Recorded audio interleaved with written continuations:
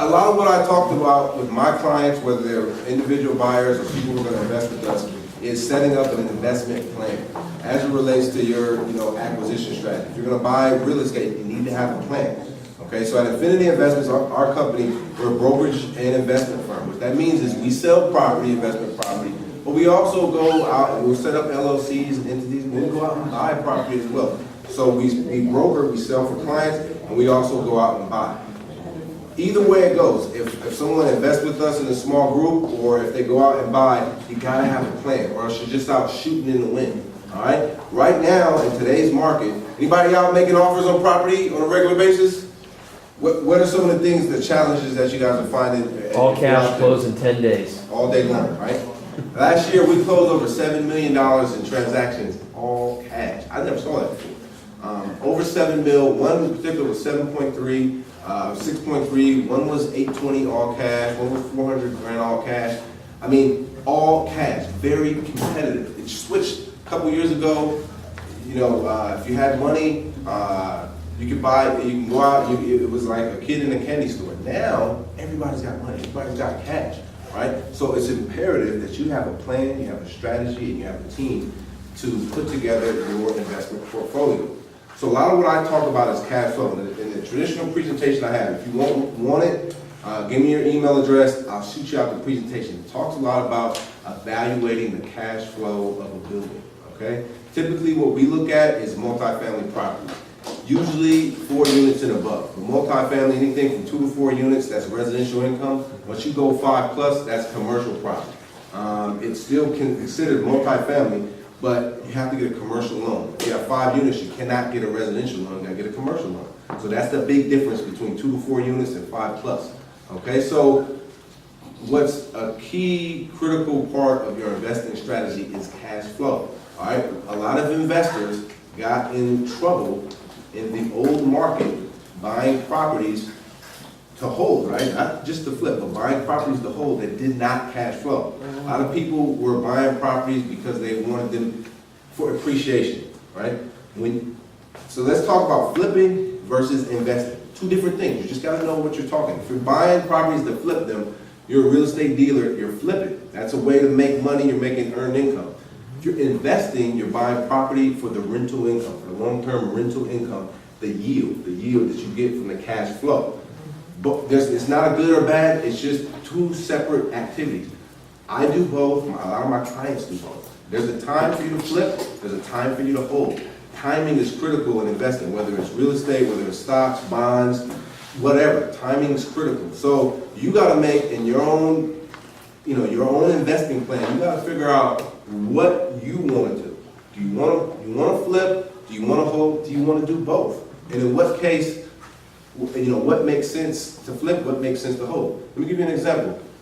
2 years ago, in 2011, the market was a little bit softer, there's a lot more product out there. I purchased the note from Chase Bank, 5 units in East Oakland on the border of San Leandro. Bought the note for $110,000. Finished off the foreclosure. That was an excellent price, right? You can't get those prices now.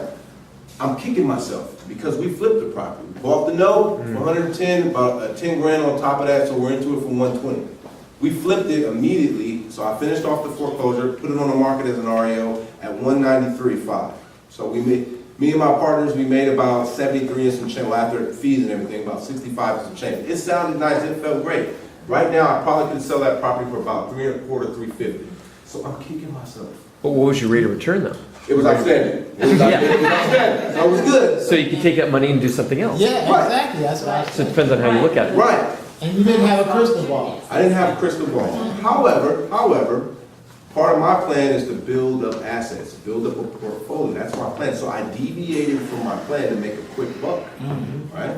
Which was cool. I made money, good rate of return. That's a good point. My ROI was really good, but it was outside of my plan. I wish I would have had that property now. Why do I wish I had that property right now? Because I'm out every single day looking for properties, assets that I can hold in the portfolio. Now, we flipped and you were part of the deal on Colton. We flipped the house. We bought it for $450. We put up almost 200 grand into it, and we sold it 820 all cash. So that I felt pretty good about that one. We made an excellent rate of return. Again, But that was the type of property to flip, because there wasn't any cash flow potential. The 5 unit that we sold for 195, I could sell it for 350 right now. But you know what? I probably wouldn't even sell it because it was bringing in $3,000 a month. It was netting about $1,800 to $2,000 a month net cash flow. Outstanding. And now I got to wrestle people and fight off buyers just to get, just to get a deal. About to close on a fourplex. I'm acquiring with a couple partners for $295. It's a 10% capitalization rate. So that means if we paid $295 cash, our net operating income is $29,000 for the year. It's outstanding, but I had a 5 unit for $110,000, right? So just saying that the plan is very, very important. I'm learning that every day, right? And I'm trying to stay on point with that. I flip and I hold, and I know clients that do the same thing. And I think you just have to figure out what your strategy is, what your plan is, what property is best to flip, what property is best to hold. You can do both. There's nothing that says you can't do both. Right now, what we're doing, in the single-family world, investing world, we're flipping. In the multifamily space, we are buying and holding, trying to build up a portfolio, and I'm advising clients to do the same thing. Why? Because interest rates are so low, rents are going through the roof, and prices are still reasonable. They're starting to go up. I mean, you guys are seeing it. If you're out there in the market, you got clients or you're working deals, prices are going up. But they're very, very reasonable here in the Bay Area. And so it's outstanding time to buy properties for cash flow. Just make sure you evaluate the property thoroughly. You look at the profit and loss statement. You look at the rent roll. You look at the cash on cash return. The cash on cash return is the rate of return that you make. It's the money you make annually based on the money you invest into that property. Again, I have that rate of return measure in the presentation. I can break that down to you very simply. But just know that if you're putting money out in the deal, you should be at least making 10% cash on cash return. Now, unless if you're investing into like a Class A asset, that means a newer building in a great part of town, you're probably not going to get 10%. But just, as a general rule of thumb, me and my investors are kind of looking for about 10% cash on cash return. So put in measures of rates of return as part of your plan. Don't just throw money out there. Say, I got to make at least 10% of my money. I got to make 20% of my money. Whatever that is, I got to make that money. And then try to figure out a way to go after those type of properties. If you want to flip, then you put your margin. Say, look, I got to at least make 25% upside on this deal. So don't just say, I want to buy a property and sell it for higher. You want to buy low, you want to sell high, but you want to have a formula. So that's the biggest thing that I can stress to you guys, whether you're investing individually or you're working with clients. Now, that being said, let's talk a little bit about the market here in Oakland. There's a lot of different markets out there. Oakland, I got an article from CNN that said Oakland is the #1 market to sell property right now for residential property, both single families and multifamily. I think Sacramento, I believe, is #2, Stockton #3. Interesting. Oakland right now is #1. And the reason being is because there's a severe shortage of inventory. There's not a lot of properties available, right? So this is a good thing for stabilizing values. This is a good thing for stabilizing the overall economy. This is a very difficult challenge if you're an investor looking for property, or if you're an agent helping your clients, or if you're a mortgage broker looking to fund new deals. This is a problem, guys. I mean, it's becoming a very difficult problem. I have a client, a large client of mine, sold a property for his last year for 6.3. He came out with a ton of cash. He made about $2 million on that property. He's still looking for something. I'm pounding the pavement every day looking for something for him. So here's how we're looking. We're looking at properties in default. So we don't just look at properties on MLS. We pull up, we use foreclosure radar. It's not that much of a trade secret. Foreclosure radar is out there. Shows you properties that are in notice of default, notice of trustee sale, properties that are in bankruptcy, properties that are distressed. So what we're doing is going after those properties. We have various different strategies, whether we're knocking doors, sending mailers, but we do a lot of networking. In our company, we got about 15 agents, and then myself, and we meet every Monday, and what we're talking about, everybody's got buyers, we got a shortage of products. So what do? We go after the product that's not on the MLS, product that's in some sort of distress. So, the notice of default, notice of trustee sale. Another thing, Will talked about bankruptcy. Bankruptcy is huge right now.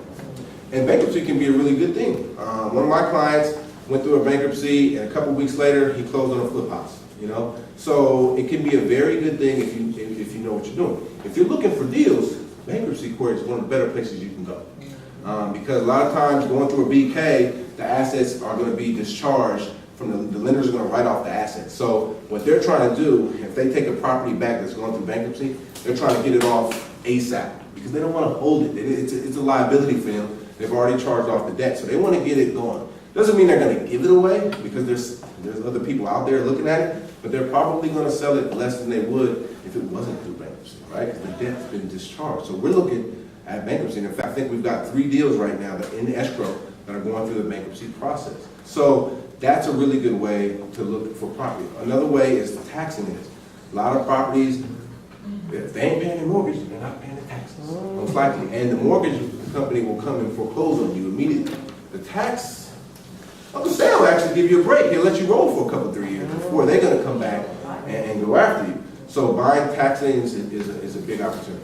But I want to talk to you about one opportunity that I think is probably the chief opportunity for a sophisticated investor. This is more so for 5+ units than it is for 2 to 4.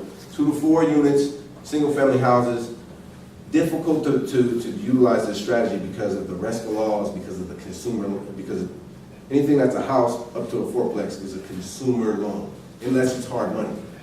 If it's a 5+ unit, it's the Wild West. It's not consumer, it's a commercial loan. So what a lot of investors are doing today, and something I've done in the past and I'm trying to do more of now, is acquiring notes, the promissory note. So you buy the promissory note from the lender, something's in foreclosure, right? The lender's going through that process. The lender may or may not, but if they are, they may be willing to sell you that loan at a discount. If you as an investor come in, buy the loan at a discount, finish off the foreclosure, now you've got an asset basically at the bank price.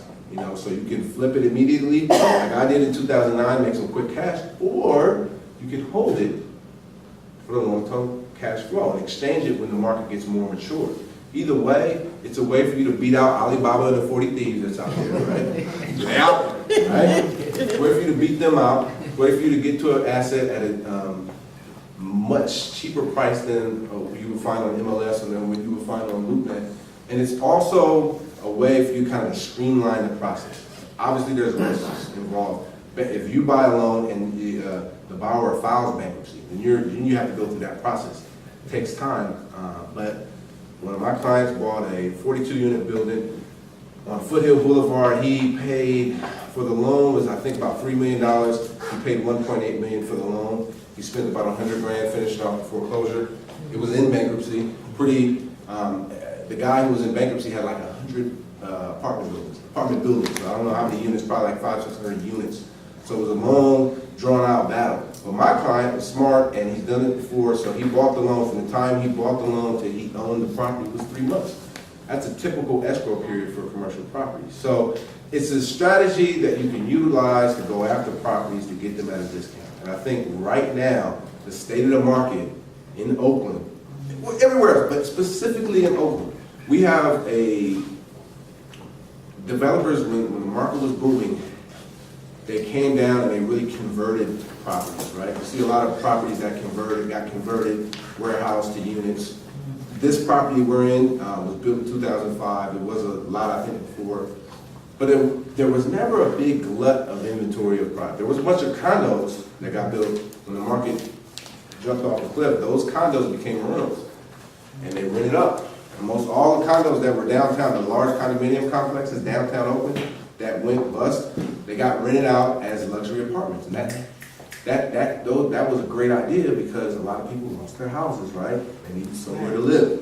So they moved into these luxury apartments and rented them out. So a lot of that inventory has kind of worked its way out. And we don't have a lot of places for people to live.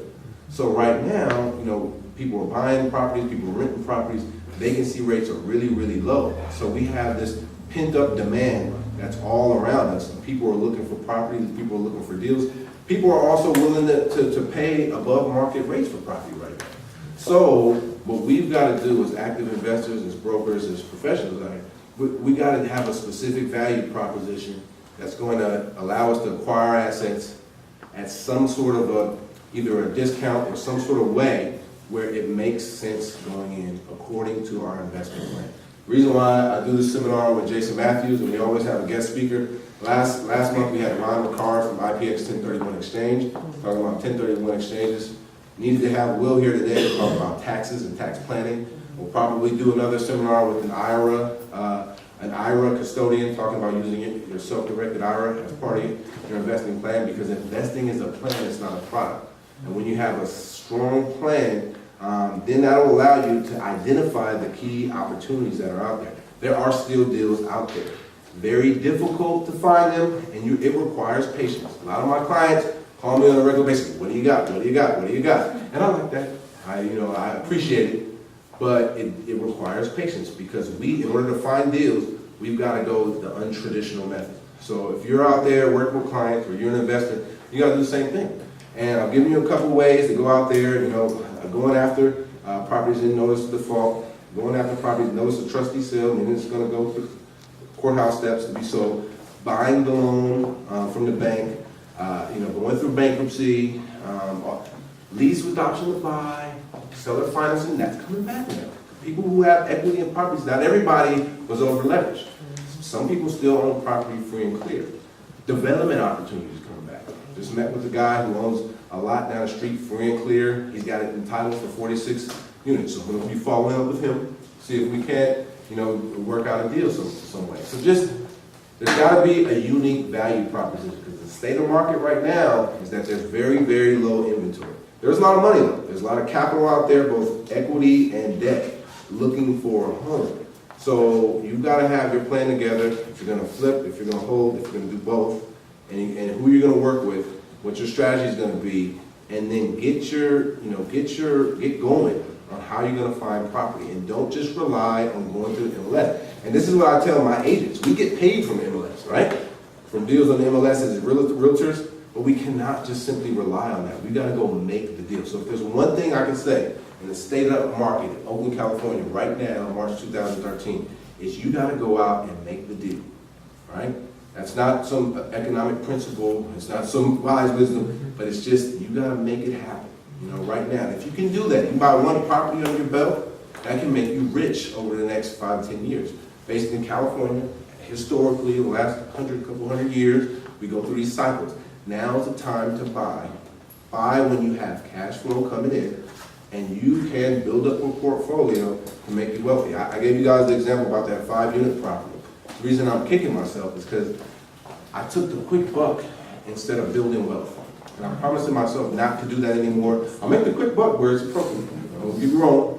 But I'm really looking to build wealth. And I really want to drive that home with you guys, all of our clients, our investors. Let's build wealth. Let's be smart about it. Let's have a plan. So with that, I want to say thank you guys for coming out.